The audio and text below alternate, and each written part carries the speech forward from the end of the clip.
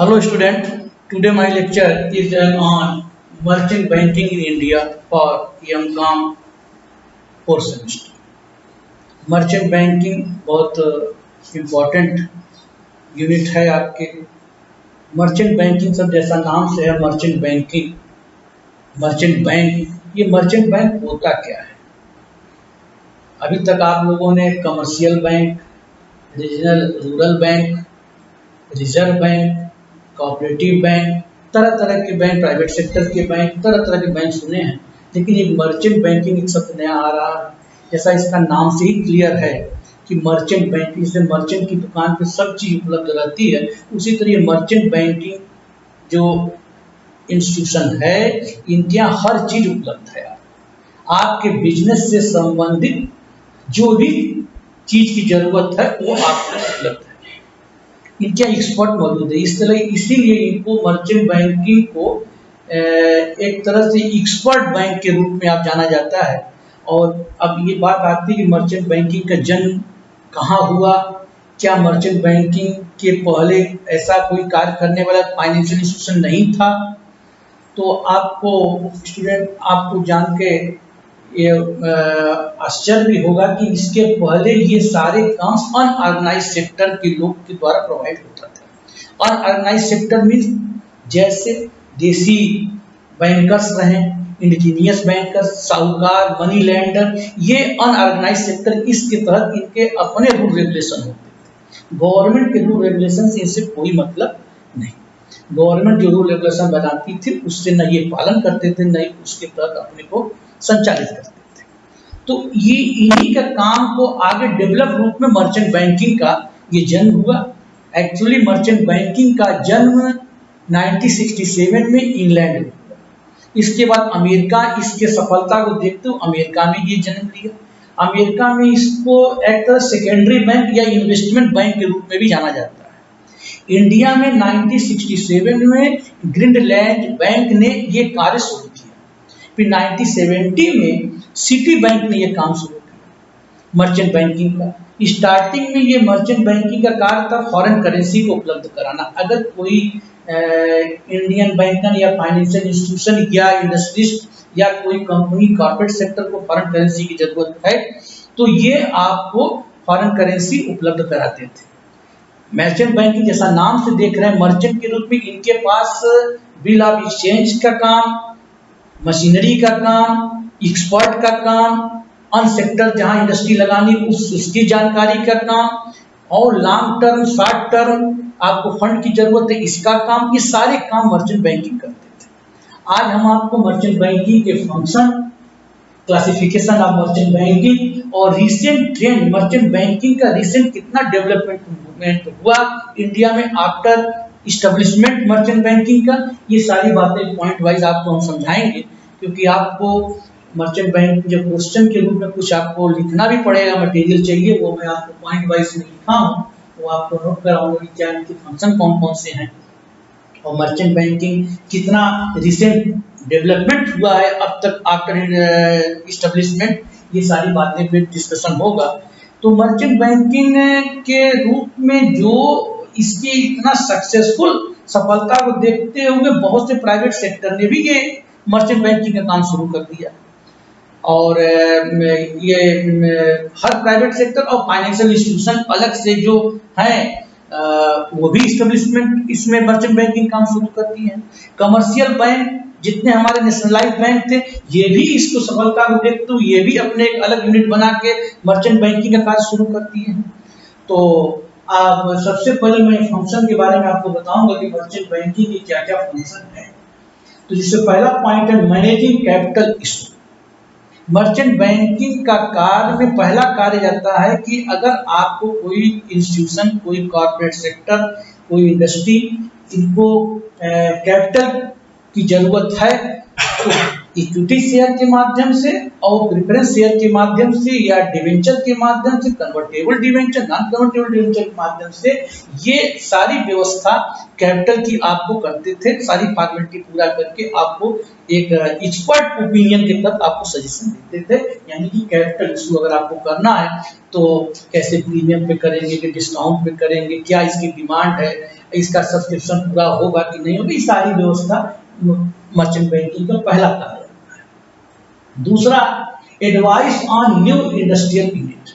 मैंने जैसे पहले कहा कि एक्सपर्ट होते हैं, हर विषय की इनके पास एक्सपर्ट की टीम रहती है, तो आपको एडवाइस करते हैं। अगर आपको नई इंडस्ट्री यूनिट कहीं स्टेब्लिश करनी है, कहीं लगानी है, तो ये आपको एडवाइस या सलाह देते हैं कि इस सेक्टर में, इस एरिया में डेवलप है कि अनडेवलप है, इसकी इनको पास रिपोर्ट रहती है। उस एरिया में आपको सजेशन देते हैं कि इस एरिया में आप न्यू इंडस्ट्री लगाइए, या इस इंडस्ट्री की डिमांड है, इस प्रोडक्ट का डिमांड है, आपको सजेशन के माध्यम से इंडस्ट्रियल यूनिट की एस्टेब्लिशमेंट की आपको सलाह देते हैं। तीसरा आता है प्रोजेक्ट फार्मूलेशन। प्रोजेक्ट फार्मूलेशन जैसा क्लियर है कि अगर आप जानते हैं कि कोई इंडस्ट्री एस्टेब्लिश करते समय बहुत सी फॉर्मेलिटीज की आवश्यकता पड़ती है। जैसे कंपनी एस्टेब्लिश करते हैं तो article of association, memorandum of association और प्रॉस्पेक्टस, ये सारी चीज़ें बनानी, इस संदर्भ में आपके सारे डॉक्यूमेंट कलेक्ट करना, सारी इंफॉर्मेशन लेना। तो एक तरह से आप ये मर्चेंट बैंकिंग आपको प्रोजेक्ट के रूप में आपसे सारी डिमांड, आपकी सारी आवश्यकताओं को पूछ लेंगे और पूछ के आपको एक प्रोजेक्ट फाइल कंप्लीट करके आपको हैंड ओवर कर दें और इसके अगेंस्ट अपना रेम्युनरेशन चार्ज ले लेते हैं। लोन सिंडिकेशन, ये मर्चेंट बैंकिंग लोन भी प्रोवाइड करते हैं। वह लोन आप चाहे डिवेंचर के माध्यम से ले सकते हैं, चाहे लॉन्ग टर्म के रूप में ले सकते हैं, शॉर्ट टर्म के रूप में। लोन की भी व्यवस्था मर्चेंट बैंकिंग अपने यहाँ किए रखते हैं। अगर आपको फंड लोन की जरूरत है तो लोन सिंडिकेशन का भी कार्य करते हैं। Next point, trustee.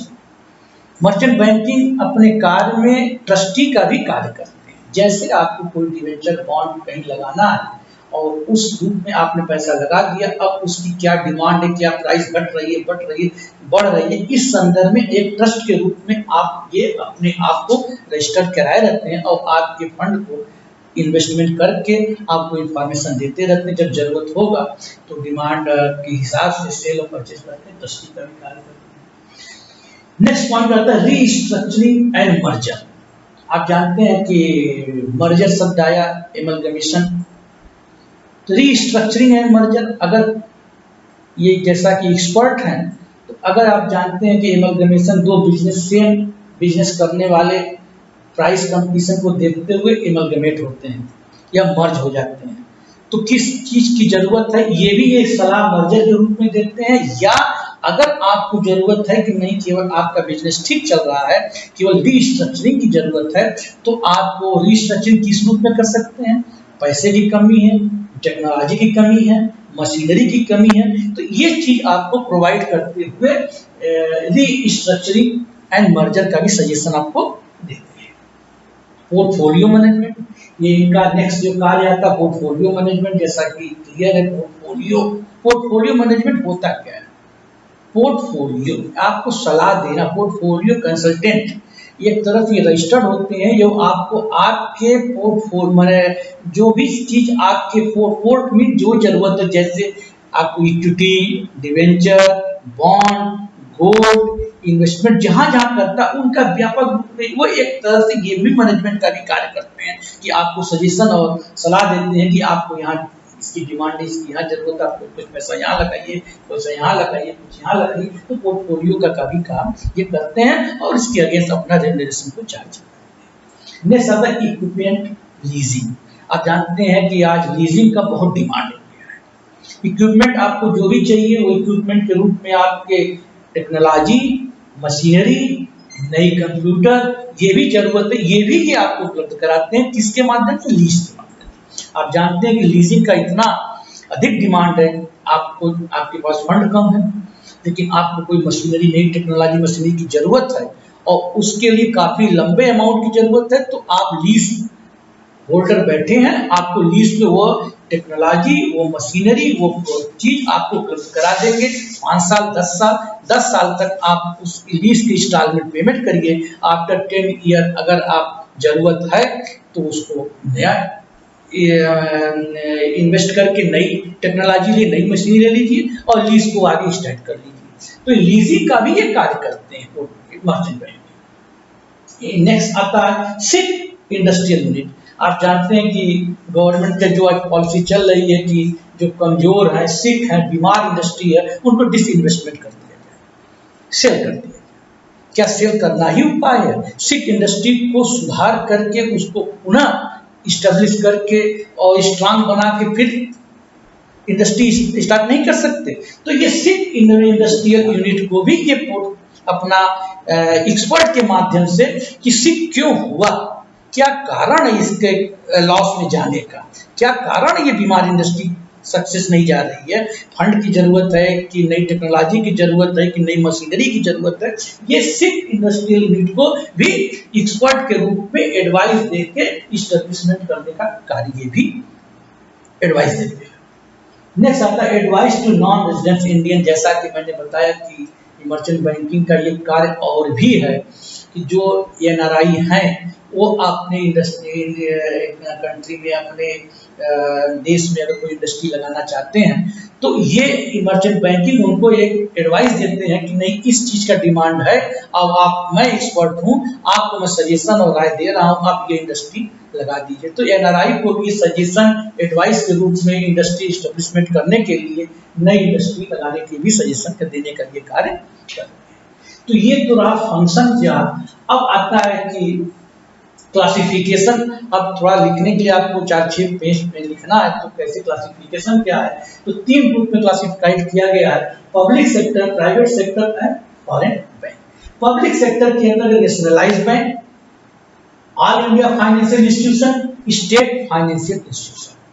Nationalised bank जैसे मैंने कहा कि मर्चेंट बैंक की सफलता को देखते हुए जो भी हमारे राष्ट्रीयकृत नेशनलाइज्ड बैंक हैं ये भी अपना सब्सिडरी बैंक के रूप में एक अलग मर्चेंट बैंकिंग कार्य शुरू कर दिए। हर नेशनलाइज्ड बैंक मर्चेंट बैंकिंग सफलता को देखते हुए अपने यहाँ एक मर्चेंट बैंकिंग का एक अलग या तो सब्सिडरी बैंक के रूप में या अलग यूनिट के रूप में इस्टेब्लिशमेंट करके इसको बिजनेस स्टार्ट कर दिया। All India financial institution, all India level पे भी मर्चेंट बैंकिंग का एस्टेब्लिशमेंट हो चुका है।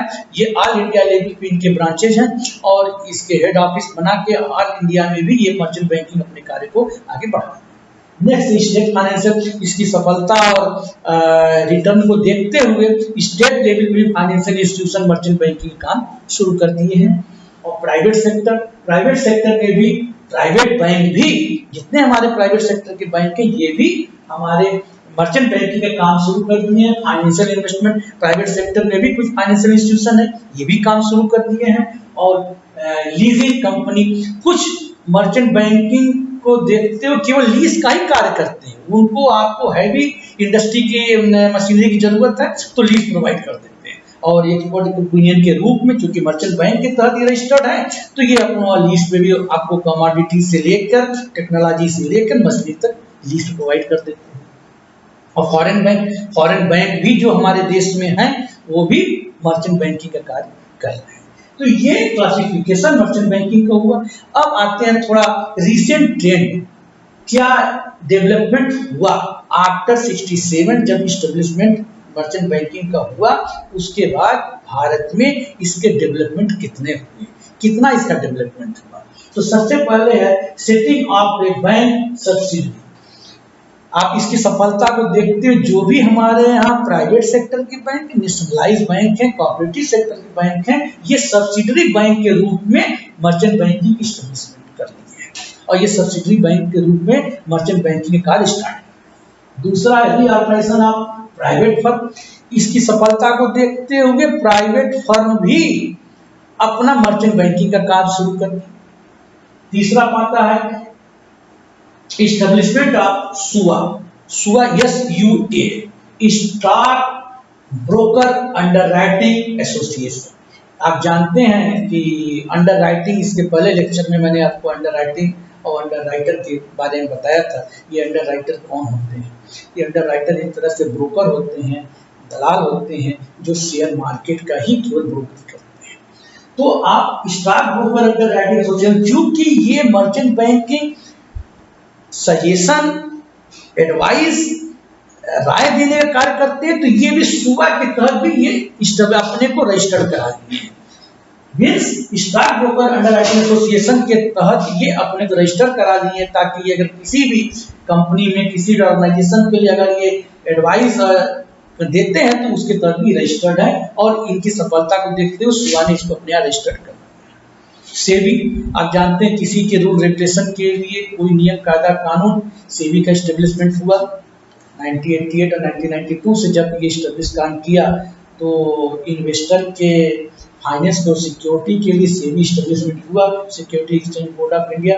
ये मर्चेंट बैंकिंग इसके तहत रूल रेगुलेशन के तहत अपने को रजिस्टर कराया है, और सेबी ने भी इस पे सजेशन देते हुए, इसको सफलता को देखते हुए सेबी ने इनको गाइडलाइन भी प्रोवाइड कर दिया। Discount and finance housing of India, आप जानते हैं कि कोई भी बिजनेस बगैर फाइनेंस के नहीं चलता, तो ये डिस्काउंटिंग कार्य भी करते हैं बिल का। बिल ऑफ एक्सचेंज, आप जानते हैं कि बिल ऑफ एक्सचेंज होता क्या है। जैसे आपके पास भी फंड नहीं है, मिस्टर ए के पास, और मिस्टर बी के पास भी फंड नहीं है, पैसा नहीं है, और दोनों को जरूरत, ये दोनों जान रहे हैं कि आफ्टर 1 मंथ हमको पास फंड आ जाएगा, क्रिएट हो जाएगा। तो दोनों एक दूसरे के ऊपर बिल लिखते हैं कि मैं ए ने बी पे लिखा बिल कि भाई हमको 1 लाख की जरूरत है, मैं आपके ऊपर एक बिल लिख रहा हूँ, उसको आप एक्सेप्ट कर लीजिए और 3 महीने बाद मैं आपको पेमेंट कर दूंगा। तो बी ने भी कहा ठीक है, और बी ने भी ए के ऊपर बिल लिखा और ए से कहा आप एक्सेप्ट कर लीजिए, आफ्टर 3 मंथ में आपको पेमेंट कर दूंगा। ठीक, ये दोनों लोग एक दूसरे के ऊपर बिल लिखे और इस बिल को कमर्शियल बैंक या मर्चेंट बैंक या कहीं से इसको एक्सचेंज कर लिए, भुना लिए।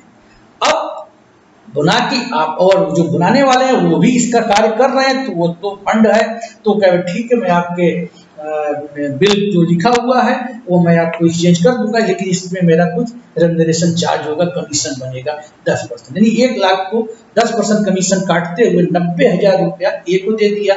वही काम बी ने किया, उसको भी 90,000 रुपया दिया, 10% वो भी काट दिया। आफ्टर 3 मंथ ए ने भी पेमेंट कर दिया, बी ने भी पेमेंट कर दिया, और 3 महीने तक ये 90,000 को रोटेशन करके ये अपने बिजनेस को आगे बढ़ाए। तो ये बिल ऑफ एक्सचेंज का भी कार्य सफलता को देखते मर्चेंट बैंकिंग ने डिस्काउंट एंड फाइनेंस हाउस का, इंडिया फाइनेंस हाउस का एक बनाई, बिल ऑफ एक्सचेंज को भी एक्सचेंज और बनाने का कार्य कर रहे हैं। Credit rating information service of India, CRISIL, आप जानते हैं कि मर्चेंट बैंकिंग, बहुत से मर्चेंट बैंक सब लोग कार्य कर रहे हैं। तो कौन मर्चेंट बैंक सबसे अधिक है, तो क्रिसिल के तहत इनको रेटिंग मिला गया है। जैसा काम है credit rating of information service of India के द्वारा इनको रेटिंग प्रदान कर देते हैं कि नहीं ए रेट है, बी है, सी है, ए डबल ए है, डबल ट्रिपल ए है, ए प्लस है। रेटिंग के माध्यम से ए ट्रिपल ए प्लस हो गया, यानी कि बहुत ही अच्छी रेटिंग है। ये मर्चेंट बैंकिंग में आप काम करिए, इस बैंक की मर्जी से आप एडवाइस लीजिए। तो रेटिंग के द्वारा आपने रजिस्टर करा लिया और रेटिंग को प्रोवाइड हो गया। और लास्ट आता है stock holding corporation of India. Stock holding corporation of India में के सफल इनको मर्चेंट बैंक सफलता देखते हुए ये भी इससे रजिस्टर्ड हो गए हैं और ये काम स्टॉक होल्डिंग का भी कार्य करने लगे। तो ये देखा स्टूडेंट आप लोगों की मर्चेंट बैंकिंग के function, classification and recent development of establishment of merchant banking in India में कितना रिसेंट डेवलपमेंट हुआ। तो ये आपको कुछ क्वेश्चन, इसमें 2 क्वेश्चन बनेंगे। एक तो what do mean by merchant banking, explain the function. दूसरा question what do mean by merchant banking, recent trend development in India after establishment. तो ये तरह 2 क्वेश्चन के रूप में आपको ये तैयार हुआ मर्चेंट बैंकिंग के रूप में। और नेक्स्ट क्वेश्चन, नेक्स्ट यूनिट अगला लेक्चर पे आपको उपलब्ध कराएंगे। Okay, thank you.